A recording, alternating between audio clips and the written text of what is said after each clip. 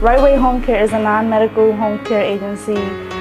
We specialize in personal care, light housekeeping. You know, we do medication pickup, groceries.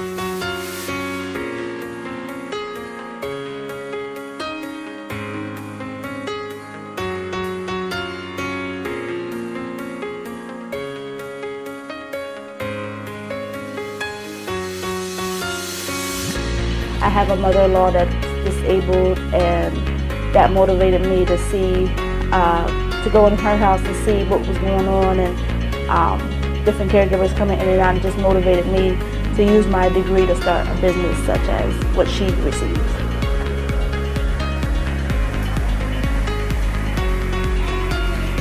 So I've been doing healthcare since 2007.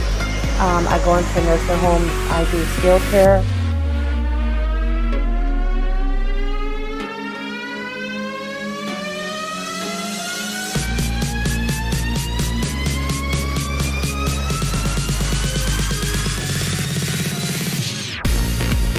My sister is in the healthcare field as a nurse, so we kind of balance each other out with the business part and the social work part, and then she does like the care and the training, the caregivers and everything like that. She has something that I don't have, and I have something that she don't have, so we balance each other out.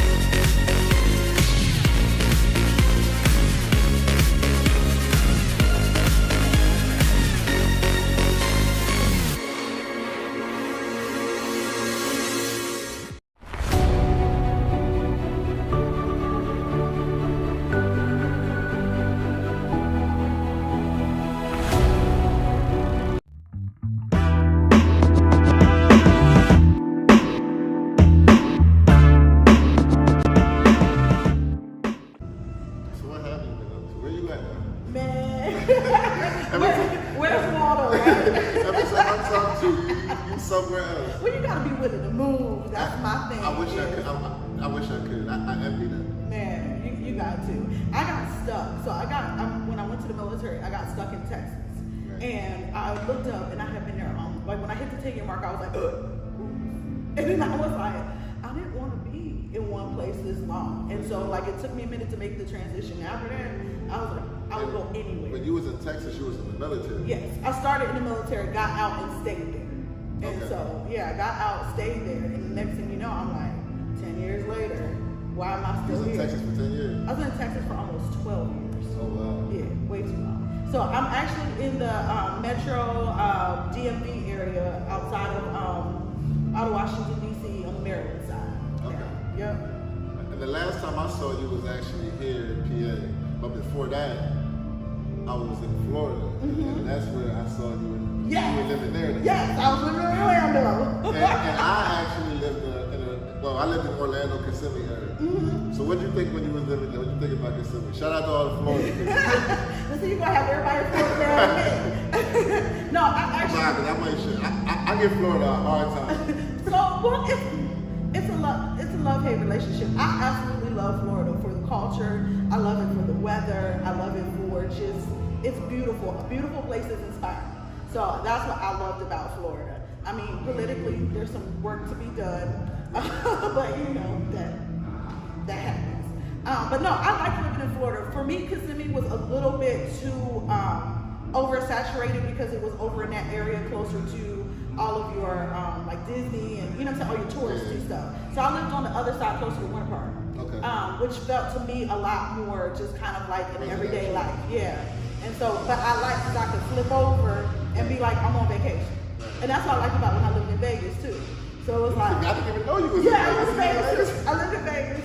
And in Vegas, it was the same way. So it was like very residential. But then when I got tired of life, I could go on vacation for free and just, you know, tootsie roll downtown, down to the strip, have a good time, and then go back to my regular life.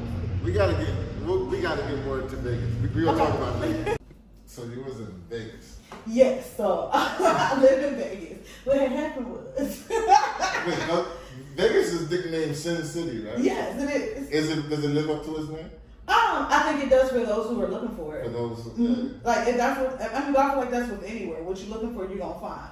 So like, when I moved to Vegas, I was actually coming into a sabbatical, being in ministry. So I definitely was not like You looking for the life. Total Right. opposite end of the spectrum. Exactly. So when I left Texas, I was just kind of looking for a time to reprieve. Right. My daughter's father and his whole family, they live in Vegas. They're from LA, but they live in Vegas. And I was just like, look, I need to go, get my head clear. I just need to hear and figure out what my next step is. And so that's what we did.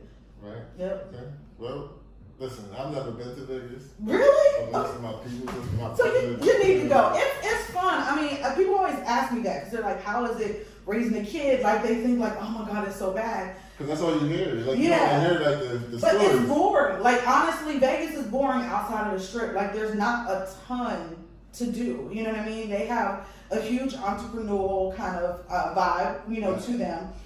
Even in the Black community, you'd be surprised they have a lot of, like Black entrepreneurs How and stuff many like of us that. is out there? Oh no, we're there. Yeah? Yeah, we're there in kind of our pockets of communities though, but they're definitely there. Blacks and Hispanics actually. So you'd be kind of surprised. So what happens is a lot of people from LA, Vegas is where they come to kind of, so you know how like people in Baltimore come to central Pennsylvania to kind of, lay low. Or like Yeah. some PA go to Philly. Exactly, yeah. So Vegas is kind of for people who live in LA. It's the place to get a fresh start. It's the cost of living is more affordable. And you can live really nice in Vegas. Like outside of the strip, Vegas is not very expensive to live.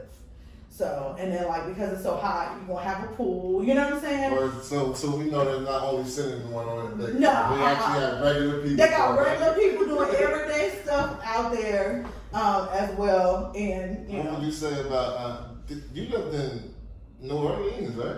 I lived in North Louisiana. So my dad lived in New Orleans, and I lived up north outside of like between Shreveport and Monroe in a small town called Ruston, Louisiana. So not too far from Grambling, Louisiana Tech. And they have like a whole nother culture. Yeah. Like the NO is different.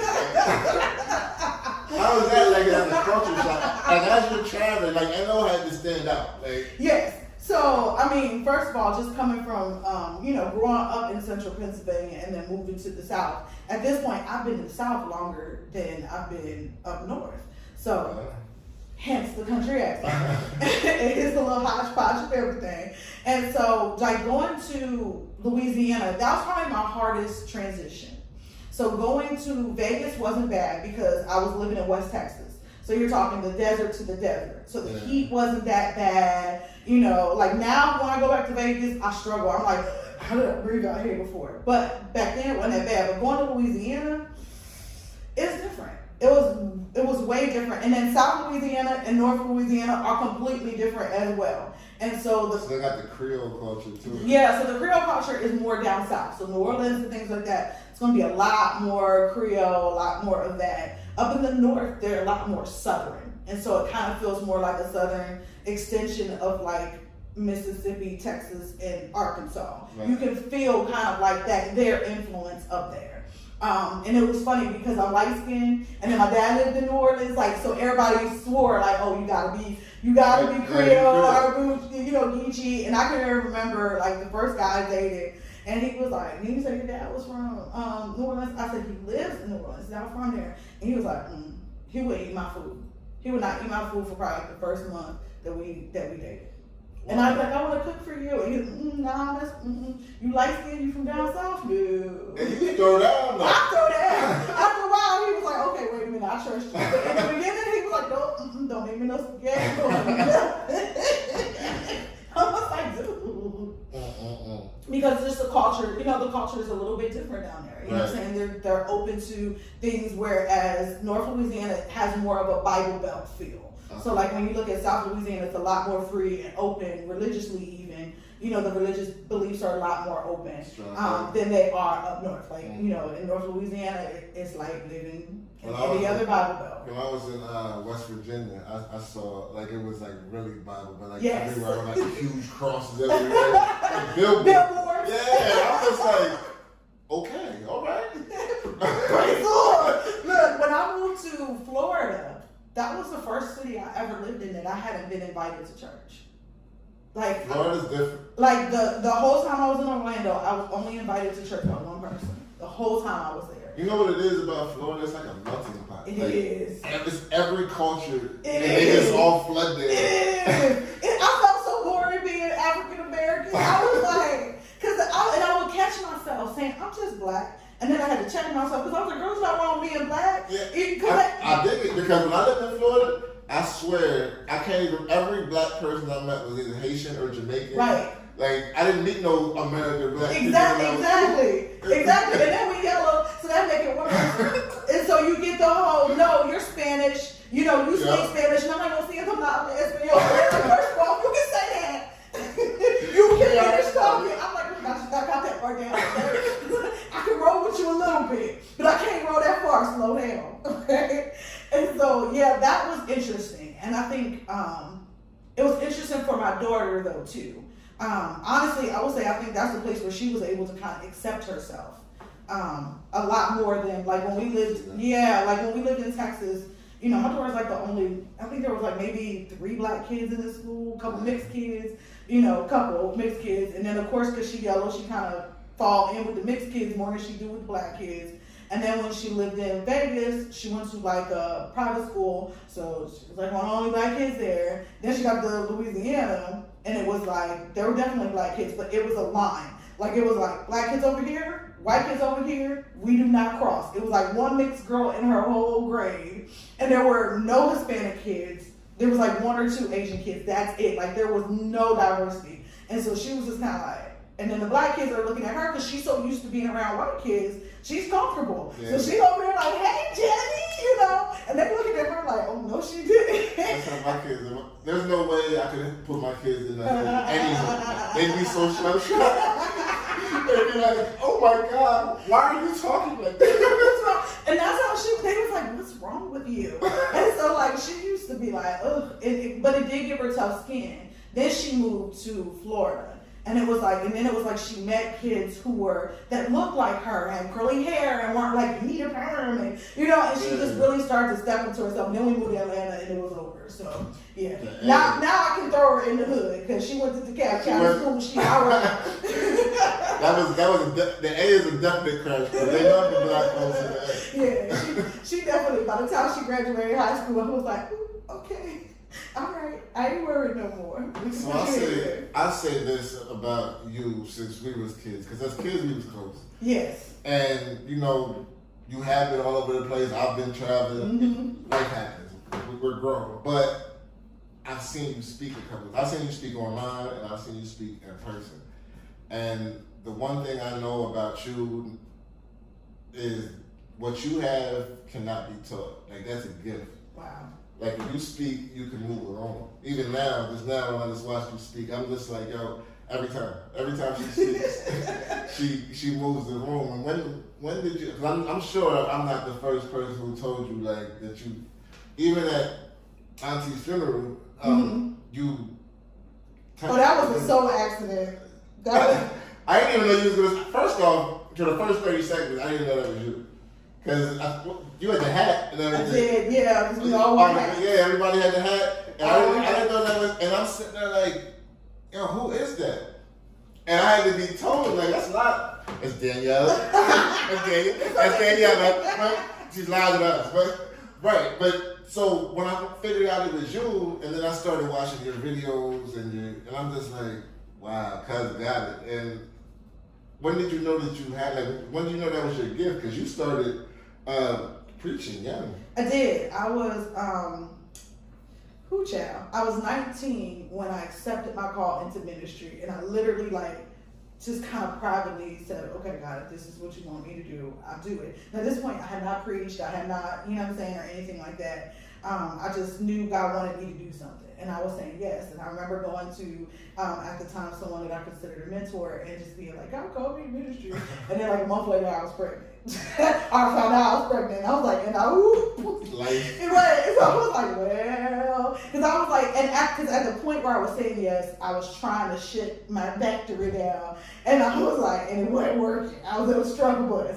And I was like, I'm pregnant. And so I kind of thought well, I guess, oh well for that. Like, I won't do that, you know. Right. Now, as a kid, I used to say, it was weird. As a kid, I used to say, when you asked me what I wanted to be, and they say what you wanted to be when you're about like between like 9 and I think it's 12, is usually kind of part of who your destiny is. Right. So you asked me, I used to say, I want to be Oprah, and I want to be a preacher, and I want to be a broadcast journalist. So I was going to do all the things my whole life, and I did all the things. And you And I definitely have done all the things. And so I knew, like, as a kid, I used to preach in my room. Like, I would get the brush and walk in my room and be like,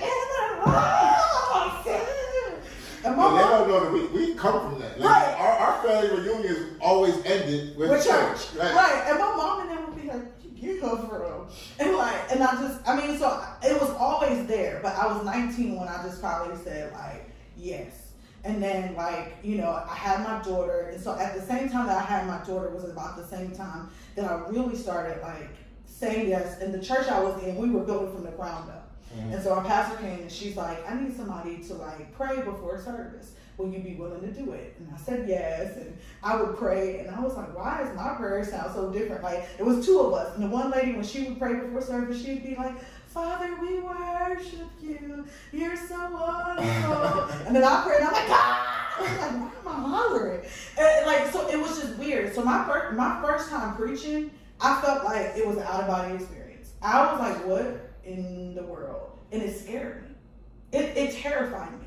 Because I was just like, what is this? Like, I got up and I felt like I had stepped out my body, and it was just like, I'm like going 90 miles per minute, and I'm just like, what in the world? And people are standing up and they're like, yes, and I'm like, what is happening? And I think like I've always heard like ministers and pastors, whatever, and they always say, this was my calling. Mm-hmm. And before, because I never like knew any other pastors growing up. I mean, so before I knew of one who stepped into that, I was like, okay, it's my calling, like whatever. But with you, I know, like, I mean, and as kids, we don't know what we're gonna be. We don't know what our calling is gonna be. Right. I didn't know, like, I was a knucklehead. We all done dumb stuff as kids. But to see your evolution, and the first time I heard you speak, like the hairs on my arm stood up, and that's when I was like, nah, she's different. Like, so then I started believing that it's a calling, because I know that you can't just want to do that and that happens. Right. Because I can sit here and say I want to do what you do. But it's not going to come off like what I can't do what you do. Right. And the thing about it is, I think that people don't understand that when you find out what you're called to do and you step into it, it works wherever you are. Right. So like, and that's the difference, right? So like, you know, you have people, because I don't preach in the pulpit no more. And so that's why I said at my grandma's, when I got up and I was like, whoa, the preacher came, like the preacher, yeah, like today, it was like the motivational speaker. Right. But that day the preacher came out, I was like, whoa, I ain't seen her in about 10 years. And so, but when that gift is in us, it doesn't just operate in one place, right? So like, it doesn't just operate in the four walls of the church. And that was the thing that God really took me on a journey to understand, was that the gift for you to be able to speak to people and pull something out of them, it's not just about getting up in front of, you know, at church. Because guess what? The church isn't what's in you. Exactly. Like, let me tell you something. At work, they tease me all the time at work. Because, like, when we need to, like, go to the next level or something, instead of me coming to me like, about stuff, no, I will push you. I will call you to, they laugh at me. They had made me real upset at work last week because we were filming and people weren't showing up and they weren't calling, right? And so they weren't calling, I'm calling, I'm like, come on, you should send me at least the understanding of being able to say, hey, we need to reschedule our filming, right? So we have a call. On a call, I could have been like, y'all didn't do. I said, today's reflective moment. Gonna ask you a question. If you're operating in excellence, are you utilizing open communication? I gave them their 3 P's and everything. And so, like, I've learned to use that gift to pull people into their greatness everywhere I go. And so we could be talking about food service, and they'll be like, what was that? I've had, one of my bosses was agnostic, and she was like, I don't believe in nothing. I don't even rock like that. She was like, but ma'am, you were talking about customer service, and she said, and the hair on the back of my back stood up. But when you allow what's in you to flow, that's why. Yeah. And that doesn't have anything to do with the pulpit. And that's what we got to get out of. So many people are stuck on, you know, getting in these boxes, whatever their box is, and they won't let their box go outside. We was up in here, they was just in here like, hey! And you still, and they still was feeling you. That's what's crazy, because they was just in there. For the people who haven't saw, y'all gonna see some of this speech on the episode, but they was in there turned up. And when she got up there and was speaking anointedly, if that's a word. Right, and y'all ever started like, make some noise! But they was feeling you. Right. And for you to even be able to do that in the middle of something where they're trying to hear music, and not just music, but it's not even like it's religious music. Exactly. But you still were able to. And you got to be able to do that, because at the end of the day, my relationship with God isn't about religion. Right. My relationship with God is about being an extension of His love and His grace and His mercy, and allowing people to see the greatness in them. And when I understood that it wasn't my job to tell you how to live, it wasn't my job to beat you up with the Bible, it was my job to be an extension of God on the earth, I started to see my influence change. And that's what I loved so much about you. When I first saw you again, when we were adults, and chill, because I didn't know that. We talked on social media, but it was, that's that cool, right? So I'm like, all right, cuz she's a preacher now. Like, so when I see her, I don't know if like what am I supposed to do? Like, gotta be on my best behavior. Yeah, right. So I was like, I'm just gonna see what happens. Right. And when we saw each other, it was almost like we didn't skip a beat. Nope, not and at all. It was still the same. And we was kicking, it was laughs, it was jokes, and I was like, yo, she's dope. Like because for you to be able to do both. And it's a work in progress. Some people will just be religious and then demand everybody else. Right, and you isolate yourself from people, and I did. So there was a time where I was so churchy that like I didn't have relationships with my family. I didn't have relationships with my friends. Like that's not the abundant life that the Word talks about. Right. And so I had to walk out of those things. You know what I'm saying? And it took a minute to break me out of those chains. Of like, oh yeah, it was a strong process, because that's not what you're taught within church. Right. And then so when God started taking me this other direction, it was like, am I still saved? Like there were times I was just like, wait a minute, this doesn't feel right. And then as I began to read my Word, the question was, is my life lining up with the Word? Not the religious, things. Like, is my life lining up with the Word? Am I allowing God to change and enrich my life? Because it's the relationship that makes you change. It's not the things, right? But in the beginning, for me, it was the things. It was okay, I gotta get up and remember, I'm gonna do this, I can do this, I can do this, I can do this. I ain't got no life. Right. I can remember when I left Texas and I got I got to Vegas, and I can remember just small things. We had all it was my I call her my sister-in-law. So my daughter's aunt, my sister-in-law, she's like, oh, we're gonna invite you guys over because I want to meet my niece. I want to see meet you, so you know who my friends are. So everybody's over there talking about Basketball Wives. I'd never seen Basketball Wives. Not one episode. I didn't even know what Basketball Wives was. And I remember sitting there and I'm like, and I was and I went home and I was just like, I don't know anything. And the Bible says to be in the world, but not of the world, right? And so, how can you effectively, right? How can you pass the word on effectively to those who aren't in the Word if you don't know their life? Exactly. And and for me, I believe that I'm called to people who are unchurched. Well, I believe I'm called to people who are church, because I have a gift for running churches, the business of church. I got a gift for that thing right there. But I also have a huge call to the unchurched and to people who are tired of church as we've seen it before. Right. And honestly, I feel like God is shifting the church. And even Corona, that's why people in the church kind of had it they didn't know what to do. Because God's shifting. This is not the way that we are called to function as a church. We are the church. Right. But if we're all up in church, then how can we even touch other people? Right. And so, but that particular time, I remember going, it was the first time I realized the bubble that I had been in. And I was and while the bubble protected me, it did not allow me to even see my faith at work. Does that make sense? Because if I'm isolating myself from everything that's in the outside world, I don't even know if my faith really, you know what I'm saying? If I have the faith to stand or be different or operate the way I should, because everything around me is the same. Right. And that's what I liked about this event. This event was about people celebrating diversity in culture. We ain't gotta believe the same thing. I went up and down the thing. You was the only black person on the roster. me and the MC. I was like, I'm looking like, I don't know, cuz everybody else is Gonzalez, Gomez, Rodriguez. I mean, and that's dope though. It's dope that you can bring everybody to. It's dope that you are able to transcend and they even called on you to. Yes. And I think even a lot of that was so the. Lou is the one who introduced me, asked me to come, and I met him when my father died, when we came up here for his memorial service, and I spoke there. And so since then, and it was something like we just kind of connected, and he's just like, yo, like, I don't know what it is about you, but your message really resonated with me. And he's the first Latino gay city council they've ever had, and he's openly gay, he's married and everything. Yeah, exactly. And I was just like, let God do what he's doing in your life. And he was like, yo, this guy dope. Yeah, let God do what he's doing in your life. Let this perfect work happen. And that's what we have to be able to do.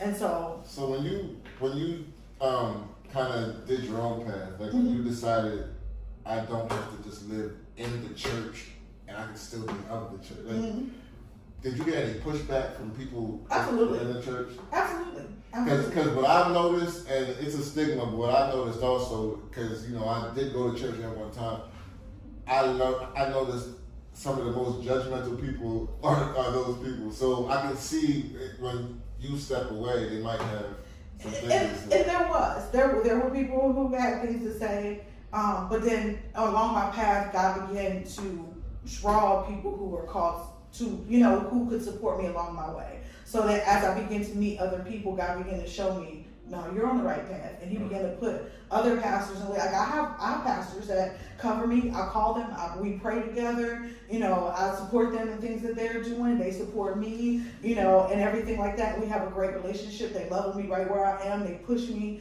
to be everything that God has called me to be. And he brings me those people. But here's the other thing. When you're operating in your gift, you can say I'm off all you want to. But when you get in my presence and you feel the anointing of God, that's undeniable. And I think what you do is going to be the new church moving forward.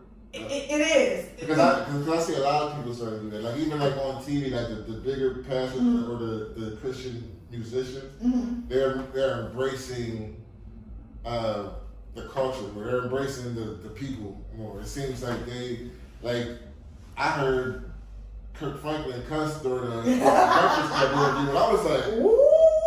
But at the end of the day, I was like, he's human. Like, I don't know why people say I'm in the church and then all of a sudden it's a stigma like you have to be perfect now, because none of us are perfect. No, even in the Bible it says none of us are perfect. We are all we are imperfect people, and we will never live up to the perfection that God is. So why do we think that Christian people are perfect? It is a process, right? It is a process. My relationship with God should be continual throughout my entire life. There's going to be things that I'm strong at, and there's going to be things that I'm going to have to work through. Right. You know what I'm saying? But the finished work of cross says that I'm capable of walking through them.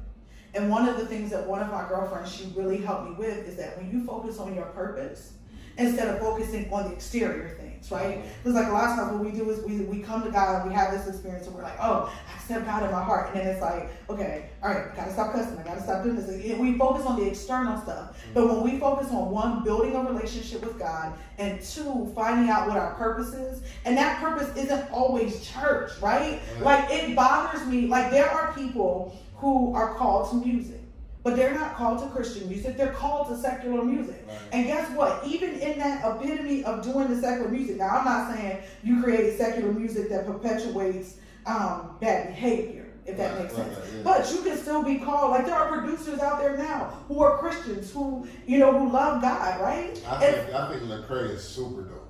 He is. He's super dope. He is. And there's another, oh God, I can't think of the producer right now. It's another young guy. I think it's Zaytoven.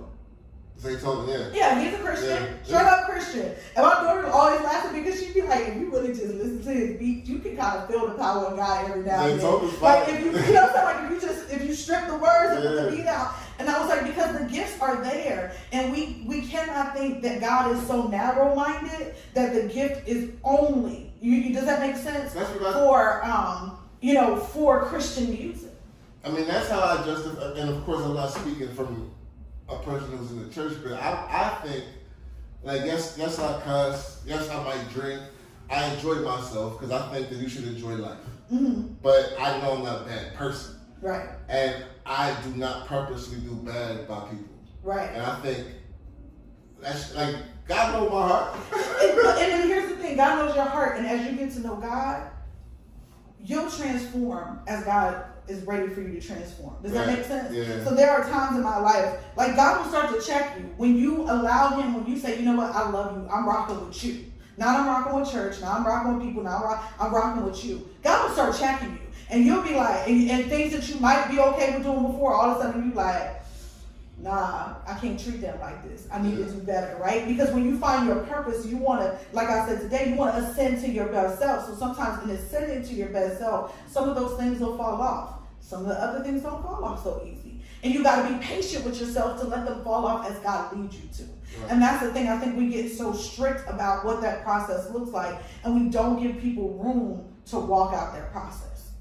And I even said about like I think there's a meme floating around. Like people like Malcolm X or Maya Angelou or even Oprah Winfrey, who like when they were younger, they had criminal lifestyles or whatever it was, prostitution, drug dealing, whatever. In 2020, we would have never let them get away with Malcolm X. If he would have switched up, would have been called fake. We don't believe him. He's a criminal. Right. Listen.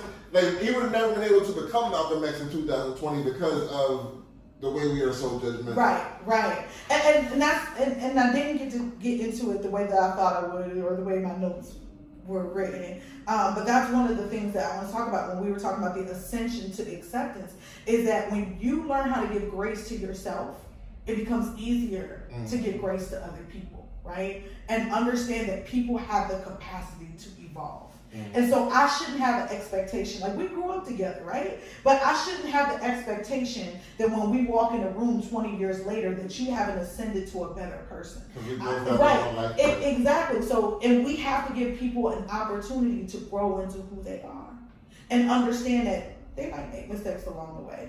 They might have a misstep along the way, but you might too. And see, that was the thing with me that God had to really get me together, is that like, because for a very long, I didn't cuss, I didn't drink, I didn't smoke, I didn't, I didn't go, to the club, I didn't do any of those things, right? So like, I go on 40-day fast, like I thought I have the epitome of holiness, right? And all this stuff. And then God started dealing, he was like, yeah, but you broken.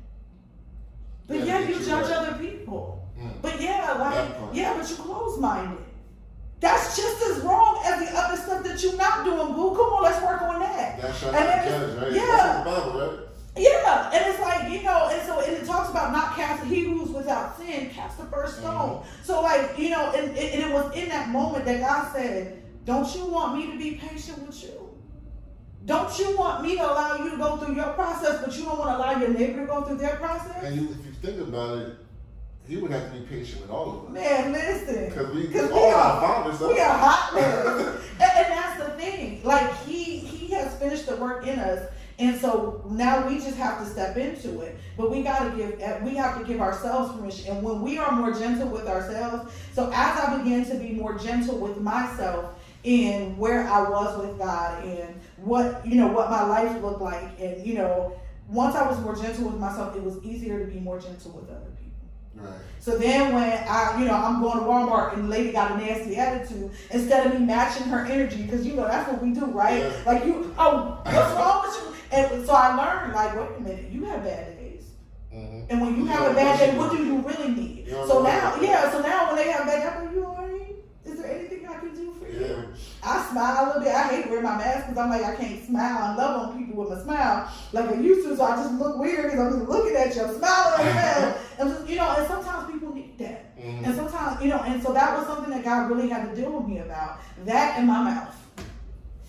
That in my mouth. Man, listen. You know what I'm saying? You were hurting, so. And our family, we were working with our word. Absolutely. And God really, right, and God had to deal with me. He said, you have a responsibility for what comes out your mouth. One, you're creating the world around you with what you say. You're creating your world. So she's singing this song, nobody likes it. And that song like set in my spirit, in my unconscious. And, and then as a teenager, I'm dealing with cutting, I'm dealing with suicide attempts, I'm dealing with the manifestation. I had a child that did the same thing. Yeah, like I'm dealing with the manifestation of words that, and ain't no telling where she got it from. You see what I'm saying? Because she was little. So like, she make that up out her head. Right. That comes from somewhere. That comes from out of something. And so that was the thing that God had to really deal with me on is you have a responsibility with your words. And then when I started, like even when I was preaching, but not even just preaching, like I realized that I had the ability to move people with my words and that I had a level of charisma that sometimes scares me, right? Because it can be used for good, but it can be used for bad. Right. And you see that. You see, not even just in ministry, you see people who, they can get all the coin and all the money. And it's just like, and you're just like, how do I handle that? And I remember God taking me through a season of, I need you to understand the responsibility that you have as someone whose words carry so much weight.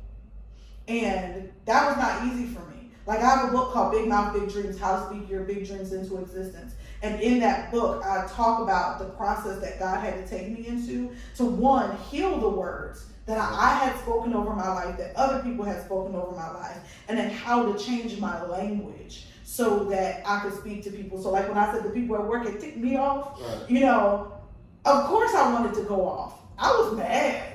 You know what I'm saying? Like, but I had a choice. I can either say something that's reckless and that actually puts something out in the atmosphere that's going to hinder their progress, or I can speak life into them and call them to another place of excellence. I got a choice. So you don't be looking at on social media like my cousin is crazy as hell. You know what I'm saying? I be laughing. I ain't gonna lie, I be laughing. I be here for it sometimes. I'm like, we been in the day chair. Sometimes I think about that. Funny. But now, like, I kind of went through, because what you kind of described as now is like finding your voice and all that. Yes. Like, I kind of went through that with my growth in what I'm doing now.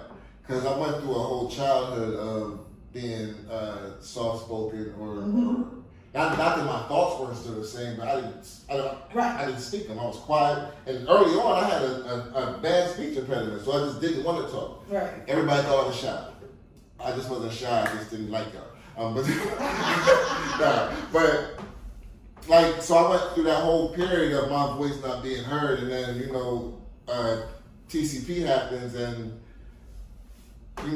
we start getting notoriety in our section of the country, and now all of a sudden everybody cares about what I got to say. And now my voice is important. Now everybody wants to talk to me, and it scares me. Now I suffer from anxiety. And you don't have to be afraid. You just have to be responsible. And that's what I try to be now. You know what I mean? It was a lot at first. Now I think I'm trying to get adjusted to it. But when you was describing it, I was just like, yeah. Yeah, it's a responsibility. When God gives you a platform, it's a responsibility no matter what that platform is. And sometimes we try to escape the responsibility. So some people, they want the platform, but they don't want the responsibility. But they come hand in hand. Right. And in that, how you present yourself to the world. If I present myself to the world as a perfected work that's done, then that's the standard people are going to call you to. But when you present yourself as someone who is transparent and open and a work in progress, people are going to give you more grace because you have set that standard. Right. You know what I'm saying? In your responsibility. That was something that God, so that's how Life in the Faith Lane got birthed. Because it was like I was on this quest to do business and, use my faith to fuel my, to fuel my business without having a Christian business. And so I'm doing business or whatever, and I'm hitting the ebbs and the lows, and one day I'm in the Oprah life you want, and the next day my phone is off, and then the next day, I'm sitting, filming and doing all this cool stuff, and then the next day I'm losing my car. Like, it's just like the ebbs and the flows. Right. And I'm like, And when you're Nobody tells you this part. and when you are an inspirational speaker, you are not allowed to have off days when you are on the camera or on the audio.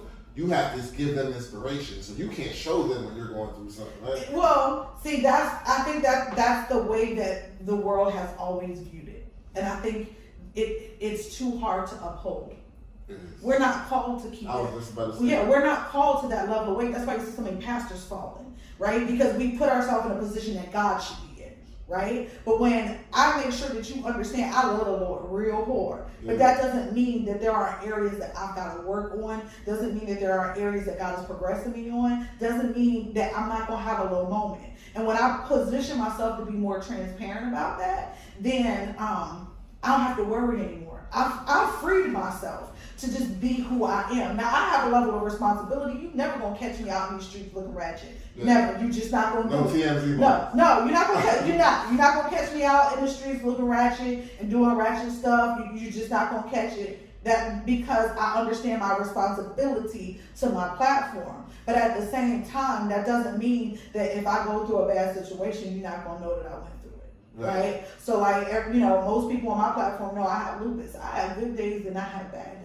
Yeah. And I don't hide the fact that there are bad days. There was a season where I could barely walk from my bathroom to my bed. And I didn't hide that.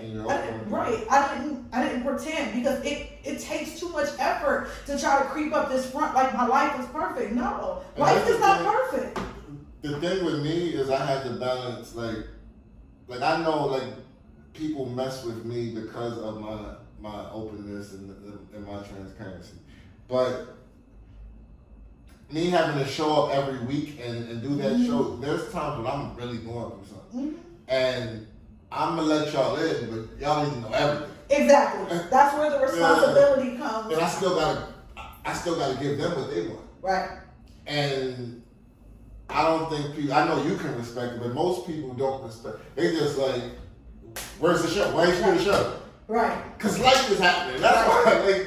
Right. And I think that as time goes on, you learn how to kind of put boundaries and places in motion so that you can maneuver through that, right? So you learn how to put those things in motion so that you can work with yourself. And I think that's what we don't do. So like with the way the American education system is set up, we try to push people into a certain mold, right? And the thing about when you find your voice and when you find your purpose and your assignment, it's created around the way God created you. Right. So like even stuff like with me, like I have good days, I have bad days. Guess what? So I don't do things that are consistent anymore. I do a season of podcast shows and then I gotta take a break because I'm tired. You know what I'm saying? I should have did that. So you find, and it takes time to find it, and then you kind of roll in and out of that to go with who you are. We actually have shows on our network that have seasons, and not me. But yeah, you don't have. I was the first show on the network. There was no blueprint to what we. I was just like, yo. But that's what you get to change the blueprint when the blueprint doesn't work.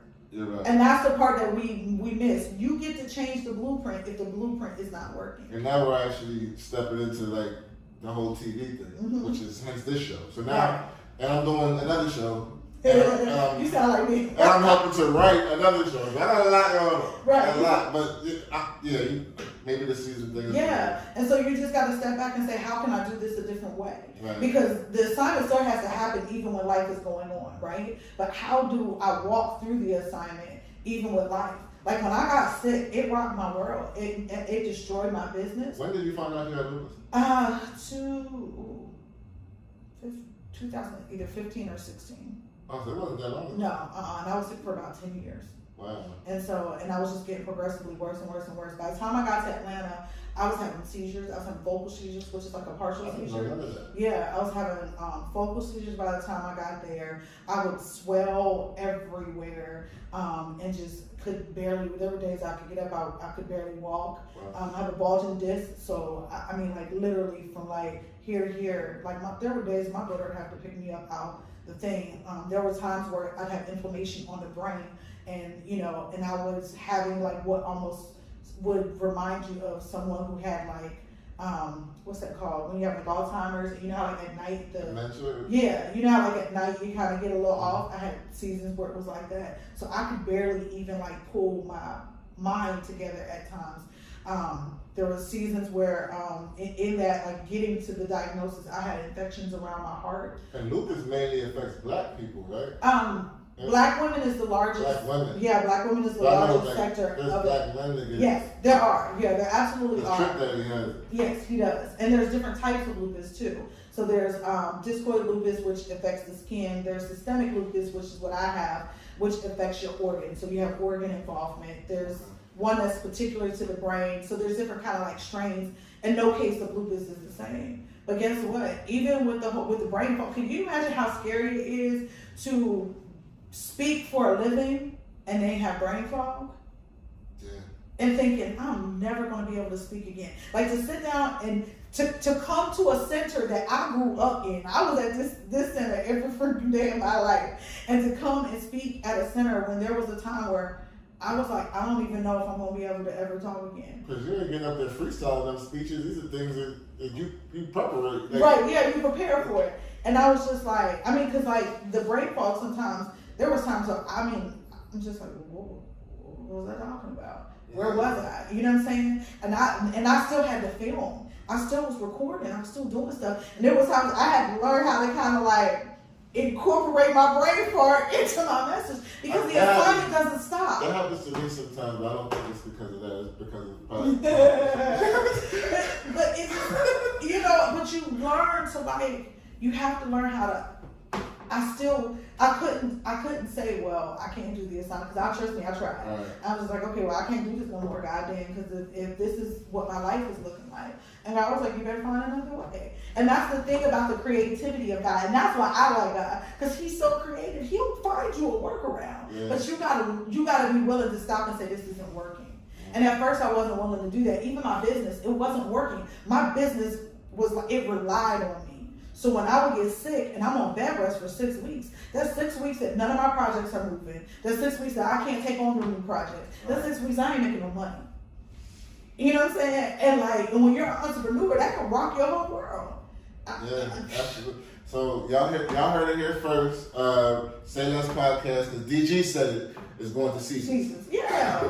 And then, I mean, think about television networks and how they do their television networks, and then they rotate, right? So they rotate, so you always have fresh new content coming on, and they stack them. Yeah. So just, you know what I'm saying? So sit down and stack them for a year, so then nobody gets exhausted. That's how we're doing this. Like, yeah. This, I mean, we're recording now, but this show hasn't even aired yet. Right. And this is like the 4th episode I recorded, so we're just gonna hold it. Yeah, and then stack them and then drop them. Yeah. Yeah. Real quick before we get out of here, your thoughts on 2020? What you have? I think that 2020 was a catalyst for, I don't want to say a catalyst for change, because I don't think it was a catalyst for change. I think that it was a catalyst for getting us where we belong across the board. I think that systemically, not globally, there are things that are out of order. And I think that in order for them to get in order, you first got to realize there's a problem, and then you got to shake the things up. It's like when you clean your room, like when you like, I'm talking like the deep clean out, when you clean out the room, you got to go into the shelves, you go into stuff, and it ends up looking worse before it looks better. Right. And I think that 2020 is it looking worse before it looks better. But I think that it had to happen. I think all change has to be uncomfortable. Yeah, it does. It does. There's a, I can't remember who it was, but there's a speaker who says, get comfortable being uncomfortable. And that's where we have to be. And I think that 2020 was the realization that we can't keep doing things the same way that we want to. Personally, in business, in church, in politics. Like when I tell you every sphere of society got ripped upside down in this, every last one of them. But I think it's something we had to go through. Absolutely. I ain't saying it was easy. It wasn't easy. It's not fun. And I wasn't listening to it, but I believe it. Look, it's not fun, but I think that when we look back 10 years from now, we're going to see the fruit of this discomfort. And the reality of it is, we have lived a lot part of, like in our age range, we have lived a lot of our lives off of the backs of the discomfort of our grandparents and our parents. Absolutely. It's our turn. You're right. It's our turn.